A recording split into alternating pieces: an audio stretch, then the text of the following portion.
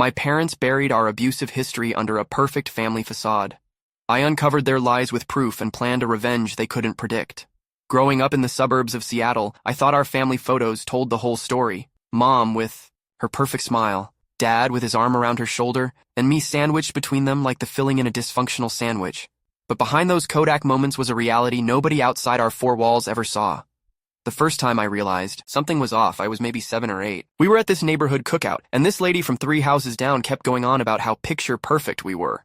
Meanwhile, I'm standing there with a bruise on my arm from where Dad had grabbed me that morning because I'd spilled orange juice on his Wall Street Journal. Talk about living a double life, am I right? Dad was the textbook narcissist, though I didn't have that word for it until much later. Everything was about him. His career at the tech firm, his golf score, his reputation.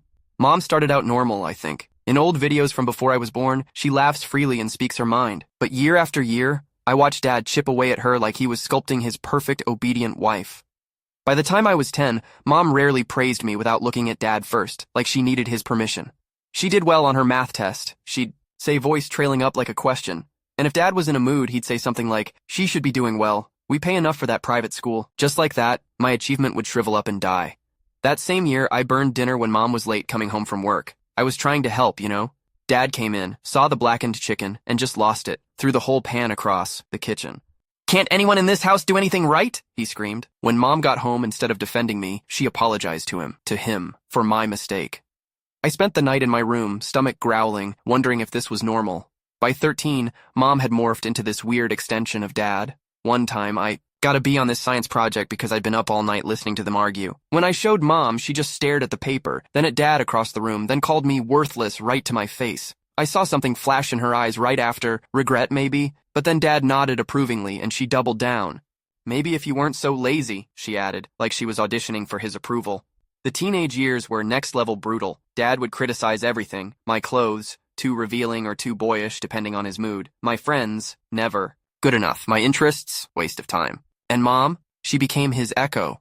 Once, she ripped up my journal where I'd written poetry because Dad said it was distracting me from real studies. Then the next day, she made me help fix Dad's Subaru in the garage as some kind of twisted bonding activity. I remember standing there, grease up to my elbows, watching Dad bark orders at both of us and thinking, this isn't a family, this is a dictatorship. Update. Thanks for all the support in the comments, guys. I never expected this many people to relate to my story. A lot of you are asking if I ever confronted them directly about their behavior. Well, buckle up because that's where things get really interesting. Have you ever discovered something so shocking about your parents that it changed everything you thought you knew about them? The bomb dropped when I was 17. Dad had left his iPad on the kitchen counter. Rookie mistake for a control freak like him. A notification popped up while I was using it to look up a recipe. Some woman named Christine saying she couldn't wait to see him tomorrow. Curious, and yeah, suspicious AF, I did some digging and found hundreds of messages between them going back months, selfies, hotel confirmations, the whole 9 yards. For real, my hands were shaking as I took screenshots and sent them to my own phone. This was it. The perfect ammunition. Dad, Mr. Perfect Family Man, was having an affair. I thought Mom would lose it, maybe finally stand up for herself, maybe even leave him. Boy, was I wrong. When I showed her the messages that night, she went, white as a sheet. Then, instead of confronting Dad, she turned on me. How dare you invade his privacy? Do you think our marriage is any of your business? She was practically hyperventilating. I couldn't believe it. Are you serious right now? He's cheating on you. Keep your voice down, she hissed. Your father works hard for this family. He deserves respect. But I could tell something had shifted. The foundation was cracking. Over the next few months, Mom was different. Quieter around Dad, but somehow braver too. She'd contradict him at dinner. Small stuff, but still. She stopped forcing me to apologize for things that weren't my fault. One time, she even winked at me behind his back when he was going on one of his rants about the neighbors. When college acceptance letters came in, I picked the one furthest from Seattle. Dad didn't even try to hide his relief that I'd be gone. Mom cried, but even then she whispered, maybe it's for the best. I cut contact with Dad completely. With Mom, I kept it minimal. Birthday calls, Christmas texts, enough to know she was alive, but not enough to get dragged back into their toxicity. For 8 years, I built my own life. Got an engineering degree, landed a sweet job at a renewable energy startup, made actual friends who didn't make me feel like garbage. I dated people who didn't criticize my laugh or my taste in music. I bought a Jeep that Dad would have hated and drove it cross-country just because I could. Freedom tasted like gas station coffee and highway air. Then, out of nowhere, Mom called with an invitation to Thanksgiving. Your father misses you, she said, which was probably the biggest lie she'd ever told me. But there was something in her voice, a strength I hadn't heard before. So, against my better judgment and my therapist's advice, I agreed to go. Walking into that house was like stepping into a time machine. Same furniture, same family photos on the walls, portraying a happiness that never existed, same smell of Mom's cranberry sauce. But something was off. Dad looked older, smaller somehow. And Mom? She hugged me. Like, actually hugged me. Not that stiff thing she used to do where she barely touched me. Dinner was a minefield. Dad tried all his old tricks, subtle digs, about my job, not exactly Google, is it? Questions about when I'd settle down, code for, when will you give me grandchildren to control? But then he made a comment about my weight, said I was filling out with a smirk, and something wild happened. Mom put down her fork. That's enough, Richard. The table went silent. In 25 years, I'd never heard her directly challenge him like that. Dad's face went through this whole journey. Shock, anger, this weird attempt at a laugh. I'm just saying she looks healthy, he backpedaled. No, you're being cruel, like you've always been cruel to her. Mom's voice was steady. And I've let it happen for too long. Dad started sputtering, but Mom stood up. I think I'm done with dinner. Then she looked at me. Honey, can we talk? In private? I followed her outside to the back porch, heart racing like I'd chugged 3 Red Bulls. The November air was freezing, but I barely noticed. I'm sorry, she said simply. I failed you. Just like that. No excuses, no, but your father, or you have to understand. Just an acknowledgement of the truth we danced around my entire life. We talked for hours. About Dad's control, how she'd been scared to leave, how she'd convinced herself that going along with him was somehow protecting me. I thought if I opposed him, he'd be even worse to you, she explained, tears making tracks down her face. It was a start. But as I drove back to my hotel that night, I knew it wasn't enough. An apology couldn't erase 2 decades of abuse. And Dad? He hadn't even acknowledged anything was wrong. In his mind, he was still the perfect father who'd raised an ungrateful daughter. Update. Wow, didn't expect this post to blow up like this. Reading your comments about similar experiences makes me feel less alone, but also breaks my heart. Many of you asked what happened after that Thanksgiving confrontation. Well, I decided I wasn't going to just accept an apology and move on, not without accountability. I started gathering evidence of everything they'd done, which led me to some shocking discoveries about other family members who knew the truth all along. Did any of you ever consider exposing your abusive parents to everyone who believed their perfect family lie? After Thanksgiving, I became a woman on a mission. Every abusive text, every manipulative email, I saved them all. I dug through old photo albums looking for pictures where you could see the fear in my eyes or Mom's forced smile. I even found my old journals where I documented some of the worst incidents, but I needed more than just my word against theirs, so I got sneaky. When Dad called to clear the air, translation gaslight me into forgetting everything, I recorded the conversation.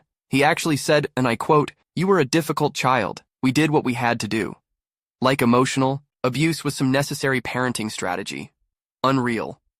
During a casual visit with Mom, I managed to get her talking about the past. With her permission, she was trying to make amends after all, I recorded her describing how Dad had systematically isolated her from her friends, controlled their finances, and pressured her into punishing me for minor infractions. Then came the nuclear option. I created a private Instagram account and started uploading everything. Screenshots of Dad's affair that I'd kept all these years, audio clips of his rage episodes, photos with timestamps showing the progression of our family's decline. I captioned each post with context, dates, and consequences. It was like creating a digital paper trail of abuse. I reached out to extended family members and old family friends. Remember when I suddenly stopped coming to Aunt Linda's Christmas parties? I'd ask. That's because Dad said her husband looked at me inappropriately, which was a complete lie. He just didn't like that Uncle Rob disagreed with his politics. The responses were eye-opening. Some people had suspected something was off but didn't want to interfere. Others had been completely fooled by the perfect family facade. A few had even witnessed incidents but convinced themselves they were one-offs or not their business. Meanwhile, Mom had started therapy. Dad had lost his job due to restructuring, though I later learned he'd had a massive blow-up with his boss. And the power dynamic at home had shifted. Mom called me one night, sobbing about how much she regretted her role in my upbringing. "I know saying sorry isn't enough," she said, "but I'm doing the work now." Part of me wanted to believe her. The other part remembered 25 years of betrayal.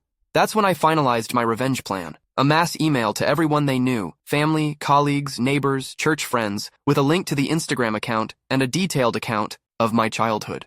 45 people would finally see behind the curtain of the perfect family facade. Dad would lose his precious reputation. Mom would be exposed as an enabler.